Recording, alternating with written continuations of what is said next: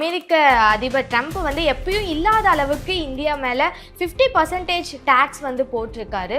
So அதை எப்படி பார்க்குறீங்க சார்? அதை பற்றி உங்களோட கருத்து. இந்தியா மேலே மட்டும் கொஞ்சம் பழி வாங்கல்கள் இருக்குது. இப்படி 50% டேக்ஸ் போடுறதுனால இந்தியாவுக்கு இழப்பு, அமெரிக்காவுக்கும் இழப்பு.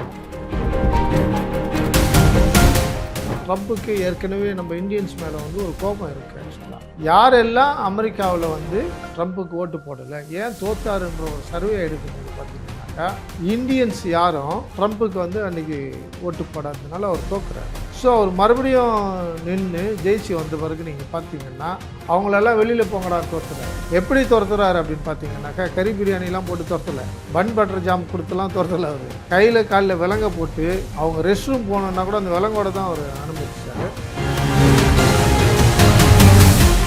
ஆனால் இந்தியாவிலிருந்து எந்த ஒரு அரசியல்வாதிகள், எந்த ஒரு சாணக்கியர்கள் யாரும் இதை காம்ப்ரமைஸ் பண்ணுறதுக்காகவோ எதிர்கருத்து சொல்கிற மாதிரியோ அமெரிக்கா யோசிக்கிற அளவிற்கு யாரும் இன்னும் எந்த குரலும் எழுப்பாதது நாடு பின்னடைவை நோக்கி செல்லலாம். டேக்ஸ் வந்து அதிகரிச்சிருக்கிறதுக்கு வந்துட்டு இந்தியா ரஷ்யாவோட இருக்கிற ரிலேஷன்ஷிப்பை வந்து எப்படியாவது உடைச்சிடணும், அதுக்காக தான் இந்த மாதிரி ஒரு இனிஷியல் வந்துட்டு எடுத்திருக்காங்க அப்படின்னு சொல்லிட்டு எல்லாரும் பேச ஆரம்பிச்சிருக்காங்க. ஸோ உங்களோட கருத்து? ரெண்டு பேரும் ஒருமித்து இருக்கக்கூடாது அப்படின்றத உடைக்கிறதுக்காக ட்ரம்ப் பண்ணுற ஒரு பாலிடிக்ஸ். உலகத்தை யார் ஆள்வது? அவ்வளோதான். அமெரிக்கா ஆள்றதா, ரஷ்யா ஆள்றதா, சீனா ஆள்றதா? இந்தியா உலகத்தை ஆள்றதுக்கு எத்தனை ஆண்டுகள் ஆகும்னு தெரியாது. ட்ரம்ப் வந்து ஆக்சுவலாக நம்ம மோடிக்கு வந்து ரொம்ப க்ளோஸ் ஃப்ரெண்டு. ஆக்சுவலாக இவர் இங்கேருந்து ஜாலியாக போவார், அவர் அங்கேருந்து ஜாலியாக போவார்.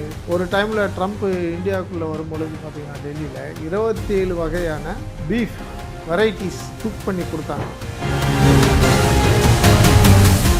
FT Politics நேயர்களுக்கு வணக்கம். இன்னைக்கு நம்ம கூட social worker and pastor Martin Clancy sir இருக்கார். அவர் கூட பேசுவோம். வணக்கம் சார். வணக்கம். எப்படி இருக்கீங்க சார்? இருக்கீங்க. Okay sir. சார் ஆக்சுவலாக இப்போ வந்து அமெரிக்க அதிபர் ட்ரம்ப் வந்து எப்பயும் இல்லாத அளவுக்கு இந்தியா மேலே 50% டேக்ஸ் வந்து போட்டிருக்காரு. ஸோ அதை எப்படி பார்க்குறீங்க சார்? அதை பற்றி உங்களோட கருத்து? அவர் இந்தியா மேலே மட்டும் அதிகமாக வரி செலுத்தலை, மற்ற நாடுகள் மேலேயும் கொஞ்சம் பழி வாங்கல்கள் இருக்குது. இப்படி 50% டேக்ஸ் போடுறதுனால இந்தியாவுக்கு இழப்பு, அமெரிக்காவுக்கும் இழப்பு.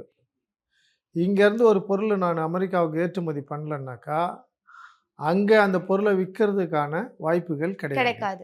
அங்கே அமெரிக்காவில் நம்ம நாட்டு துணியை விற்கும் போது அவங்களுக்கு அதில் ஒரு லாபம் உண்டு, அந்த நாட்டுக்கு அதில் ஒரு வருமானமும் உண்டு.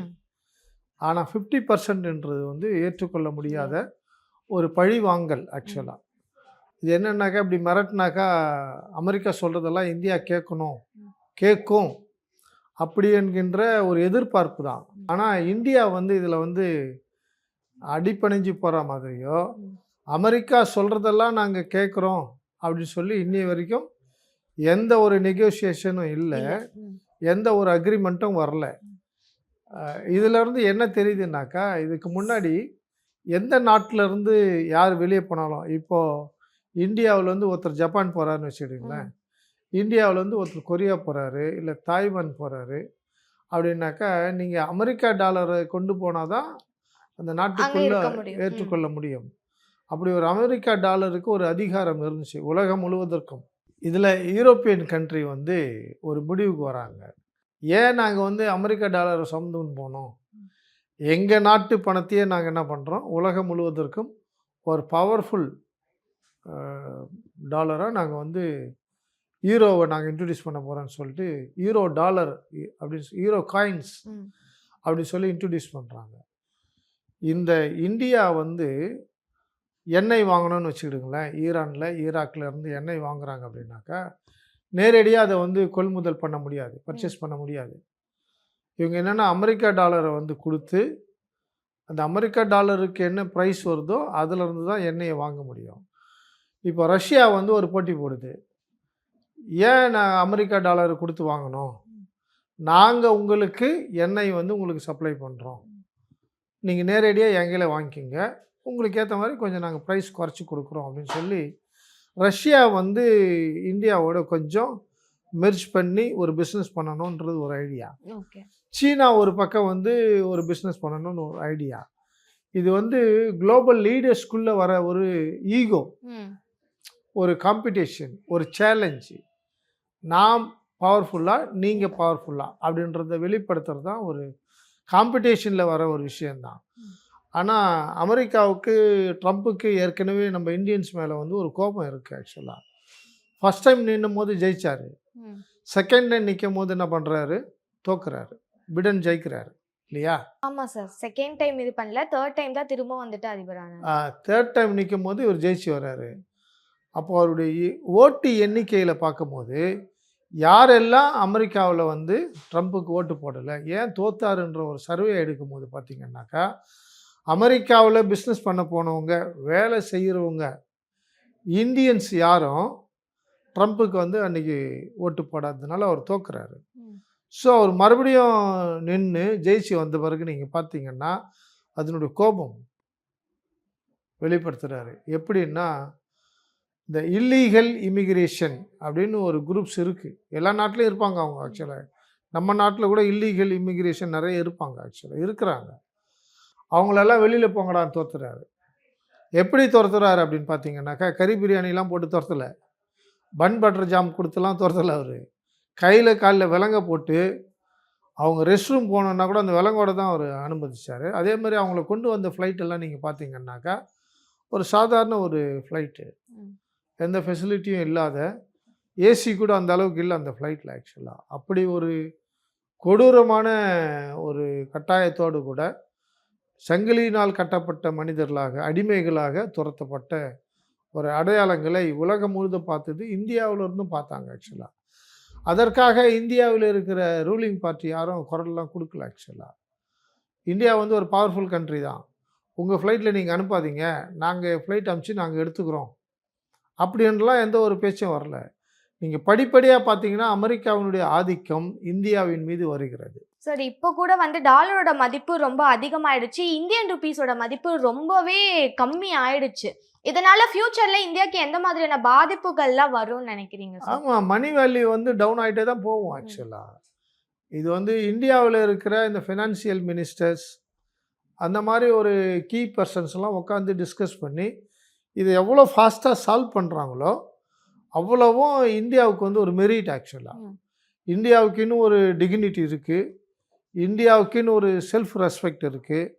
இந்தியாவில் இருக்கிற ப்ரில்லியன்ட் பீப்புளெலாம் இருக்கிறாங்க. ஆக்சுவலாக அவங்களுக்கெல்லாம் ஒரு நாலேஜ் இல்லை. இந்தியா வந்து ஒரு வெரி பாவர்ட்டி, இந்தியா வந்து ஒரு அன்எஜுகேட்டட் கண்ட்ரி அப்படிலாம் நீங்கள் விட்டு கொடுத்துக்கினே போனீங்க. அப்படிலாம் நீங்கள் சொல்ல முடியாது. ஆக்சுவலாக அப்படிலாம் விட்டு கொடுத்தாக்கா நம்முடைய மணியுடைய வேல்யூ வந்து இன்னும் இப்போ 84 85 ரூபாய்க்கு வந்திருக்கிறது.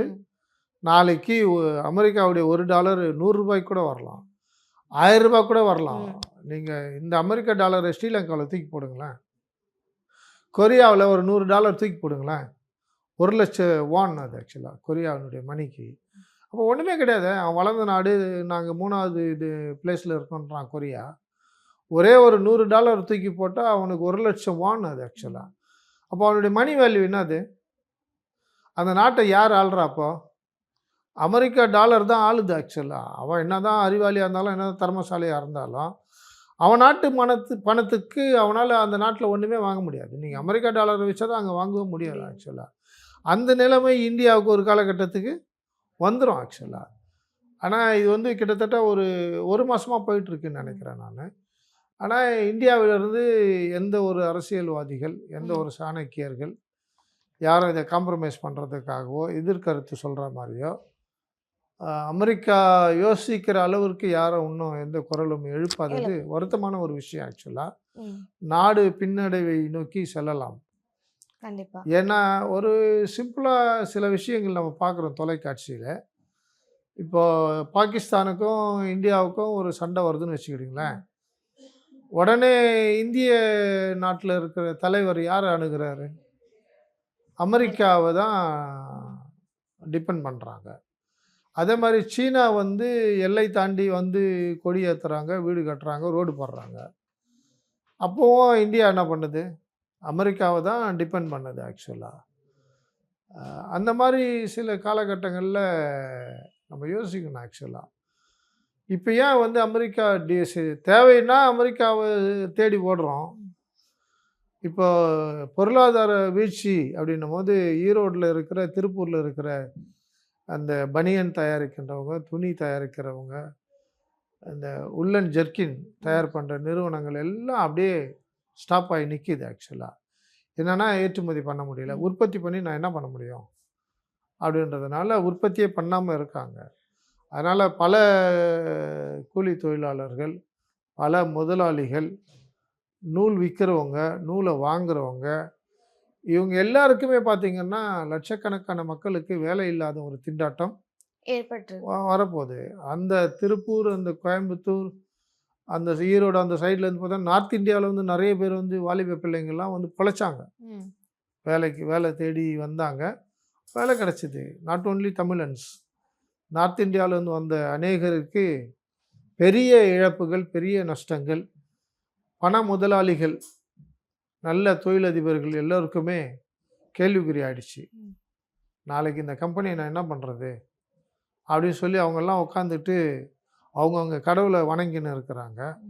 என்ன ஒரு நற்செய்தி வரும் அமெரிக்காவிலேருந்து, என்ன மோடி ஒரு நற்செய்தி எனக்கு கொடுப்பாரு அப்படின்னு சொல்லி ஒன்று அமெரிக்காவை காத்துன்னு இருக்காங்க நியூஸுக்காக. இன்னொன்று நம்முடைய பிரதமர், அவர் கையிலேருந்து என்ன நற்செய்தி வரும் அப்படின்னு சொல்லி அவளோட காத்து கொண்டு இருக்கிறார்கள். சார் இப்போ ஜிஎஸ்டி டேக்ஸ் வந்து அதிகமாக்கிட்டாங்க. ஸோ எல்லா பொருட்களுக்கும் ஜிஎஸ்டி அதிகமாயிடும் அப்படின்ட்டு தான் எல்லாரும் யோசிச்சுட்டு இருந்தோம். பட் இப்போ அத்தியாவசிய பொருட்கள் எல்லாத்துக்கும் ஜிஎஸ்டி கம்மி பண்ணியிருக்காங்க பிஜேபி கவர்மெண்ட். ஸோ அதை பற்றி என்ன சொல்கிறீங்க சார்? அது சந்தோஷமான நற்செய்தி தானே, அதில் ஒன்றும் நம்ம குறை சொல்ல முடியாது. முக்கியமாக மருந்துக்கெல்லாம் பார்த்திங்கன்னாக்கா டேக்ஸ் வந்து 18% குறைச்சிருக்காங்க. அதே மாதிரி கார் விலைலாம் குறையுது, சில பொருட்களுடைய விலைகள் எல்லாம் குறைச்சிருக்காங்க. போன வருஷம் எல்லாரும் மூஞ்சி சுழிச்சின்னு இருந்தோம் இந்தியாவில் இருக்கவங்க, என்னடா ஜிஎஸ்டி ஏற்றிட்டாங்க அப்படின்னு சொல்லி. கம்மர்கட்டு கூட ஜிஎஸ்டி ஏற்றிட்டாங்க, பன் கிரீமு கூட ஜிஎஸ்டி ஏற்றிட்டாங்க அப்படின்னு சொல்லி வியாபாரிகள்லாம் புலம்பிக்கிட்டு இருந்தாங்க. ஆக்சுவலாக இப்போ இந்த மாதிரி ஒரு டேக்கனா இருக்கட்டும், இல்லை இந்த டேக்ஸ் வந்து அதிகரிச்சிருக்கிறதுக்கு வந்துட்டு இந்தியா ரஷ்யாவோட இருக்கிற ரிலேஷன்ஷிப்பை வந்து எப்படியாவது உடைச்சிடணும், அதுக்காக தான் இந்த மாதிரி ஒரு இனிஷியல் வந்துட்டு எடுத்திருக்காங்க அப்படின்னு சொல்லிட்டு எல்லாரும் பேச ஆரம்பிச்சிருக்காங்க. ஸோ உங்களோட கருத்து? உண்மையிலே குளோபல் பாலிடிக்ஸ் தான். புட்டினுக்கும் மோடிக்கும் ஒரு பிரிவினை வரணும், இந்தியாவுக்கும் ரஷ்யாவுக்கும் ஒரு பிரிவினை வரணும், ரெண்டு பேரும் ஒருமித்து இருக்கக்கூடாது அப்படின்றத உடைக்கிறதுக்காக ட்ரம்ப் பண்ணுற ஒரு பாலிடிக்ஸ் இது. அரசியலில் வந்து இது நடக்கும், அது நடக்காது, இது நடக்கக்கூடாது, இதை செய்யக்கூடாது அப்படின்றதுக்கு பேர் வந்து அரசியல் கிடையாது. ஆக்சுவலாக எதுவும் எப்பவும் நடக்கலாம் இல்லையா? இயற்கையில் வந்து பூகம்பம் வரக்கூடாது, சுனாமி வரக்கூடாது, புயல் வரக்கூடாது, மழை வரக்கூடாது, கல் பனிகை பொழிக்கூடாது அப்படின்லாம் நீங்கள் தடுக்கவும் முடியாது. அதே மாதிரி தான் அரசியலும். நீங்கள் இதை செய்யக்கூடாது, அதை பேசக்கூடாது, இதை பற்றி சொல்லக்கூடாதுலாம் சொல்கிறதுக்கு யாருக்கும் எந்த அதிகாரமும் கிடையாது. ஆக்சுவலாக உலகத்தை யார் ஆள்வது, அவ்வளோதான். அமெரிக்கா ஆள்றதா, ரஷ்யா ஆள்றதா, சீனா ஆள்றதா? இந்தியா உலகத்தை ஆள்றதுக்கு எத்தனை ஆண்டுகள் ஆகும்னு தெரியாது ஆக்சுவலாக. ஏன்னா இந்தியாவுக்குள்ளவே இருக்கிற ஜாதி சண்டைகள், மத சண்டைகள்லாம் பெரிய கலவரமாக ஓடிக்கிட்டு இருக்கு. ஆக்சுவலாக நீங்கள் இந்த இந்தியாவில் இருக்கிற கலவரங்களை அமெரிக்காவில் பார்க்க முடியாது, நீங்கள் ரஷ்யாவில் பார்க்க முடியாது, ஆக்சுவலாக சீனாவில் பார்க்க முடியாது. அவங்க அந்தளவுக்கு கண்ட்ரோலாக லாஸை வந்து மெயின்டைன் பண்ணி இருக்காங்க. இந்தியாவுக்குள்ளே நீங்கள் பார்த்தீங்கன்னாக்கா ஜாதி சண்டை அடக்கிறதுக்கே பல வருஷம் ஆகும், மத சண்டைகளை அடக்கிறதுக்கே பல வருஷங்கள் ஆகும் ஆக்சுவலாக. அப்படி இருக்கும்போது இந்தியாவையே ஒருங்கிணைத்து ஒரு பெரிய நாடாக, வல்லரசு நாடாக காட்டுறதுக்கு முதல்ல ஒற்றுமைகள் வேணும் இல்லையா? அதுக்கப்புறம் தான் பொருளாதாரத்தை நீங்கள் வளர்க்க முடியும். நீங்கள் ஒற்றுமையானால் தான் பொருளாதாரத்தை வளர்க்க முடியும். ஆக்சுவலாக இப்போ அவர் போட்டார், இவங்க ஒரு எதிர் சவால் ஒரு வார்த்தை கொடுக்கணும்ல. நாட்டுக்கு நாங்கள் செத்தாலும் எந்த பொருளையும் நாங்கள் ஏற்றுமதி பண்ண மாட்டோம், எங்கள் பொருள் கெட்டு போனாலும் பரவாயில்ல, வேறு நாட்டுக்கு இலவசமாக கொடுத்தாலும் கொடுப்போம், தவிர அமெரிக்காவுக்கு நாங்கள் கொடுக்க மாட்டோம். சொல்லுங்கள் பார்க்கலாம். பொருளாதாரம் ரொம்ப சரியும் இல்லை சார், அந்த மாதிரி. அதுதான் சொல்கிறேன், இவங்க எதுவுமே சொல்ல முடியாமல் உட்காந்துக்கிறாங்க. ஆக்சுவலாக அவர் போல்டாக சொல்லிங்கிறாரு, உன் நாட்டிலேருந்து இல்லைன்னா பரவாயில்லடா, நான் வெளிநாட்டிலேருந்து வாங்கிக்கிறேன், உன் நாட்டிலேருந்து வந்தால் தான் நான் 50% உனக்கு, நான் வெளிநாட்டிலேருந்து வந்தாக்க 15% அப்படின்னு சொல்லிட்டாருன்னா என்ன பண்ணுவீங்க நீங்கள்? அவன் வியட்நாமில் வந்து ஏற்றுவான், ஜப்பான்லேருந்து ஏற்றுவான், இலங்கையிலேருந்து ஏற்றுவான். இங்கேருந்து போய் சேர வேண்டிய பொருட்கள் எல்லாம் அங்கேருந்து போய் சேர்ந்துருமே. அப்போ ஈஸியாக பர்ச்சேஸ் பண்ணிட்டு போய்டும். அந்த நாடுகளுக்கு வர வேண்டிய லாபங்கள் அந்தந்த நாடு அடைஞ்சிரும் ஆக்சுவலாக. இப்போ ஒன்றுமே கிடையாது. ட்ரம்ப் வந்து சீனாவிலேருந்து வாங்கணும்னு நினச்சாருன்னா வாங்கிடுவார். உங்களால் தடுக்க முடியாது. அதனால் இங்கேருந்து ஏற்றுமதி பண்ணுறதுக்கு அங்கே என்ன நெகோஷியேட் பண்ண முடியும்? ஒன்று மிரட்டி பணிய வை, இல்லைன்னா அணைச்சி பணிய வை. ரெண்டுத்தில் ஏதாவது ஒன்று செஞ்சே ஆகணும் ஆக்சுவலாக. உன்னால் மிரட்ட முடியாது அமெரிக்காவை, இல்லையா? நான் சொல்லதை நீ கேட்கலன்னா உன்னை குண்டு போட்டு சாவடிப்பேன்னு சொல்லுவாங்களே இவங்க. உன் நாட்டை நாங்கள் ஜெயிச்சிருவோம், போர் செய்வோம்னு மிரட்ட முடியுமா? அதெல்லாம் முடியாத ஒரு விஷயம் இல்லை. அதெல்லாம் அமைதலாக இருக்கிறாங்க.